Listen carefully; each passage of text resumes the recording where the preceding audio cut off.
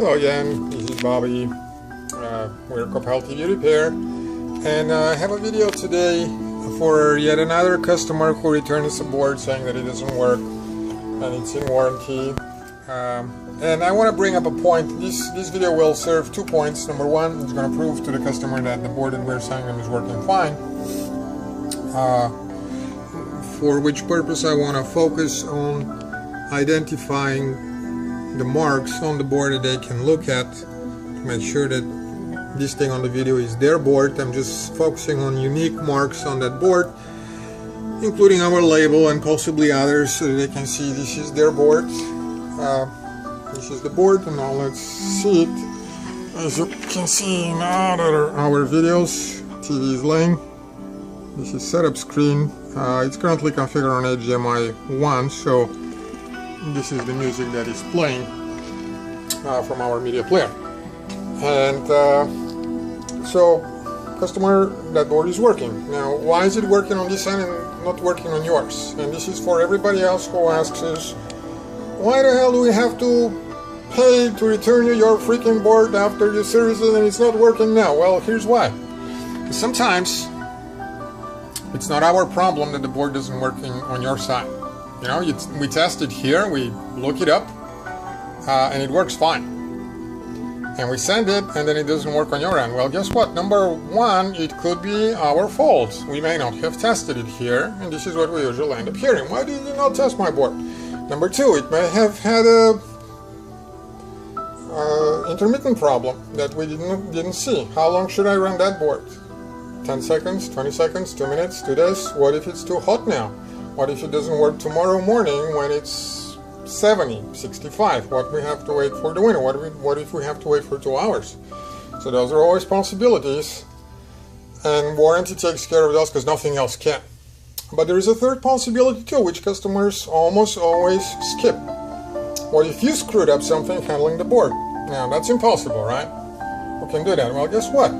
This board came with a blown fuse, this one, which is for the 12 volts for the T-con. Why was that fuse blown? I cannot say with certainty, but I will tell you that I have seen it blow many times when that cable is inserted improperly or while the TV is working. My guess, it wasn't inserted properly, or it was inserted when the TV was working. I don't know which of the two. But that board was tested as it is now, and it was sent to a customer.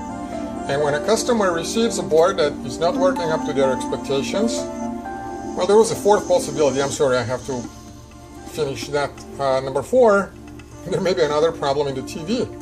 So that fuse may have been blown because T-con is shorted out. When it gets in, it may blow that fuse. Or it just may have been mishandled. Now, I have seen T-cons being bad a whole lot less often than these being inserted incorrectly, maybe because we insert them all the time. And we have blown a fuse a few times by mistake, so it can happen to anyone. But it answers the question, why do we charge people, or rather, why we don't charge them? Why do we ask people to ship boards back at their own expense? Because guess what? Half the time when boards are returned, they're actually working. Or they will have a problem like this one, which, if that board fails again, it will clearly be because of something outside of the TV. Point there being is, customer cannot know, nor can we, what is the exact reason of the board failing on their side after it was working here. And the only fair way that we have found out, and different companies may have different ways, that doesn't mean that they're fair. A company like Walmart, you know, any large volume that has lots of revenue from other operations, can afford to subsidize an operation that is losing, like Microsoft does. With Windows, Office, SQL. If I'm missing something, forgive me, Microsoft, but they were basically blowing tons of money on tons of other projects, like pretty much all big corporations do. So if a big corporation is wasting money by giving you free rides back and forth and cushioning your mistakes, or sometimes your mistakes, it doesn't mean that it's right. It means they can afford it. And customers are basically getting a free ride on the cost of that. Is that right from a consumer standpoint? Is it wrong? I'm not the one to judge. I'm not of the opinion the customer is always right. I'm an engineer. I'm of the opinion that you know when you know. When you don't know, you gotta look at all the possibilities.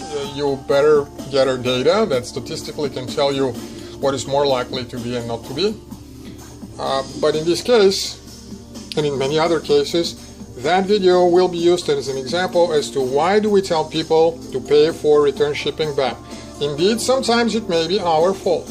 We're not perfect, I'm not saying we are. It does happen that we may miss a problem. It does happen that whoever was doing the test may not have been sleeping well, may have been kicked by his girlfriend or wife or whatever. They may make a mistake. Somebody may package a board by mistake that wasn't even tested. Everything is possible, so we don't rule it out. But often enough, nearly 50% of the time, we receive boards back that are either working straight out of the box, for which you can see many other videos, or, like in this case, have a problem that strongly suggests a consumer operator. Are we 100% sure it wasn't consumer operator? No, we're not. But guess what? We test boards, like tens of boards every day.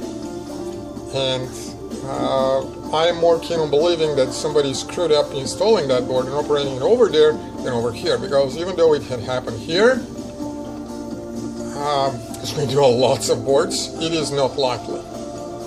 And it would have happened, you know, it's much harder for it to happen after we turn the TV off than after, than before that. So whoever was installing it is a whole lot more likely. Certain? No, I'm not accusing the customer of doing that. I'm just thinking that it's a whole lot more likely that they did. And I want you to know why are we letting people pay for shipping back. Now, we're going to pay for the return back, even though in this case, we think it's not our fault. But we are still going to pay. Why? Well, because another time it may be our fault or nobody's fault, but the customer will still pay back. This is the only fair solution that we have found to this case. That is why we split cost in warranty shipping. Thank you very much.